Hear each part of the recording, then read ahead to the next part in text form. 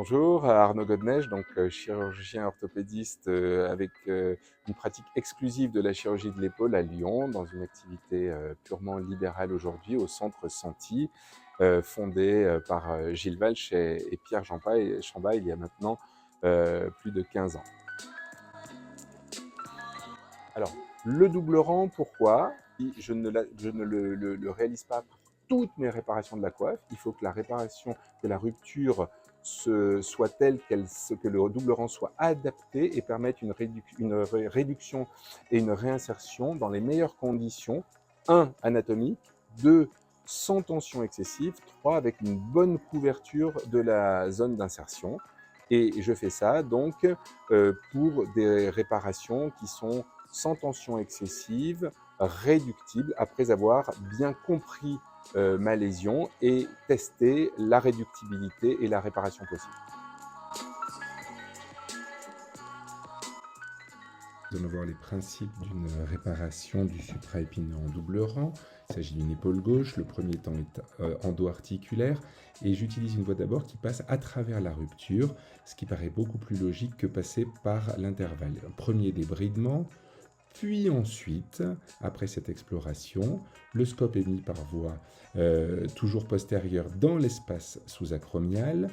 Et la voie antéro-externe permet la réalisation de ce premier temps de débridement qui rentre dans le cadre de ce que l'on a appelé la panorama view, la création d'un espace important sous-acromial. Il s'agit alors d'exposer la face profonde de l'acromion, puis je mets une canule et je passe le scope par voie antéro-externe. Il s'agit alors de créer une deuxième voie plus latérale qui va permettre un premier temps de débridement de la rupture tendineuse et d'exposition complète des tendons en réalisant une bursectomie. Je n'ai aucun scrupule à réaliser cette bursectomie pour comprendre ma rupture, pour pouvoir réinsérer les tendons sans que les fils de suture soient dans la bourse. Et un deuxième point très important est l'exposition de la partie latérale du trochiter pour la réalisation du double rang. J'utilise des canules, c'est un souhait personnel qui me rend service, qui permet d'avoir un accès direct pour réaliser tous les temps. Ici, le nettoyage du footprint puis son avivement. Ensuite, le scope sera mis par la voie latérale et après exposition de l'acromion, je réalise avant la suture tendineuse l'acromioplastie. Si les conditions sont bien requises d'anesthésie et d'hémostase, il n'y a pas de problème de saignement.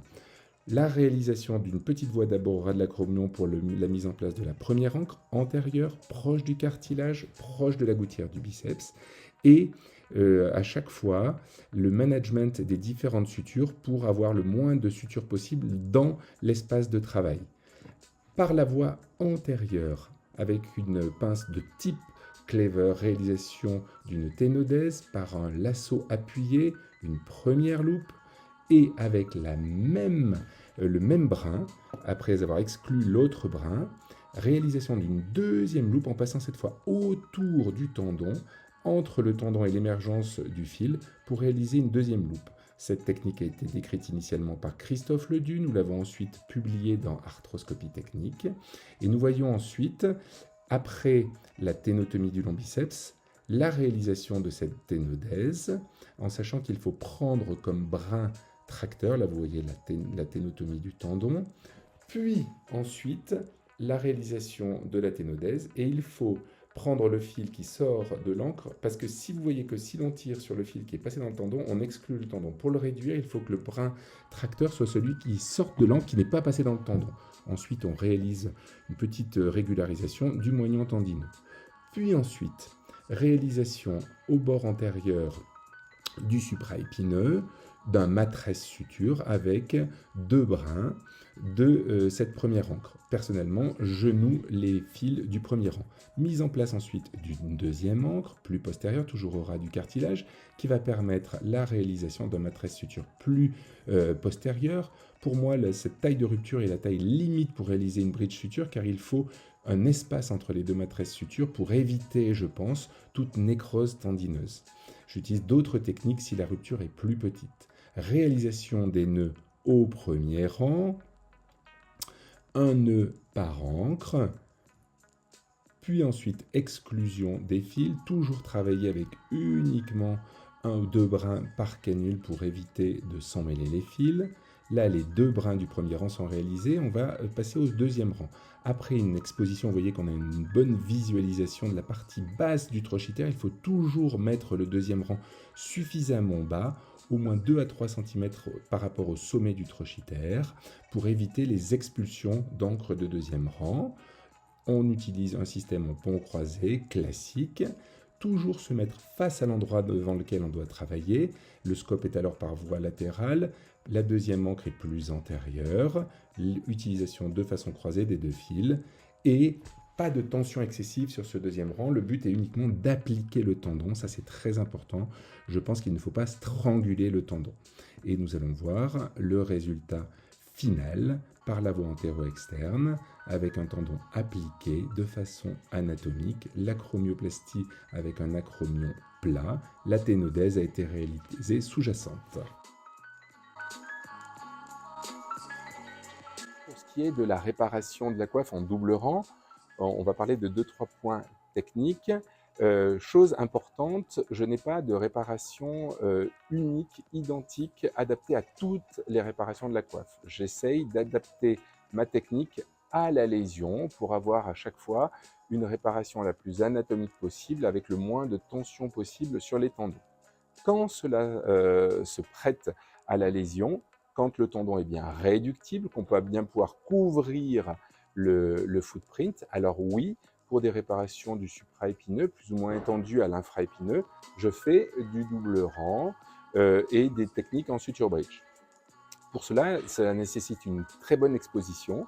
Donc ça veut dire dans un premier temps une bursectomie, qui n'est pour moi absolument pas délétère, une exposition des différents rapports tendineux, bien voir où sont les limites antérieures, postérieures, la jonction entre le supra et l'infraépineux, et surtout avoir un bon dégagement de la partie latérale du trochiter. En effet, je pense que quand on fait du double rang, et notamment des techniques équivalentes ou en suture bridge, le deuxième rang doit être, comme l'avait montré Matthias Zumstein, suffisamment bas, entre 2 et 4 cm du sommet du trochiter, bien dans l'os, le plus horizontal possible, ce qui permet d'avoir le moins de contraintes en traction et en expulsion, de pull-out des ancres, et donc d'avoir le moins de complications post-opératoires. Une fois qu'on a bien vu tous les repères, le but est de positionner les ancres du premier rang pour avoir une réparation la plus anatomique possible.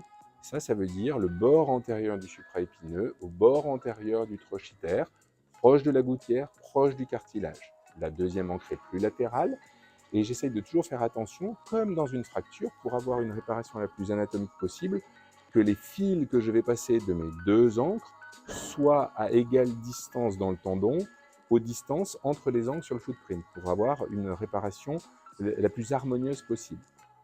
Après, je sais que c'est un sujet de discussion dans le monde de la chirurgie de l'épaule. Personnellement, je continue à faire des nœuds sur le premier rang. Je ne vois pas dans les résultats qu'on a eus sur les séries qu'on a analysées d'augmentation des risques de rupture, et le taux de cicatrisation est comparable à ce qui est publié dans la littérature. Et je fais donc du suture bridge originel en nouant des matresses sutures au premier rang, puis en appliquant le tendon sur le second rang, qui est donc, comme on l'a vu, mis suffisamment bas, le plus horizontal possible, en ayant bien dégagé les limites osseuses pour être sûr que les ancres sont bien positionnées. Et un point clé du suture bridge sera vraiment juste de venir appliquer le tendon sur son footprint sur le second rang, surtout pas le stranguler. Sans citer de marque, quand on a eu au début du suture bridge, il y avait des devices, des moyens techniques qui permettaient de serrer le second rang pour appliquer le tendon sur le suture bridge, et on a toujours fait attention de ne pas les utiliser, de juste plaquer le tendon pour avoir la meilleure situation de cicatrisation et de ne pas stranguler le tendon.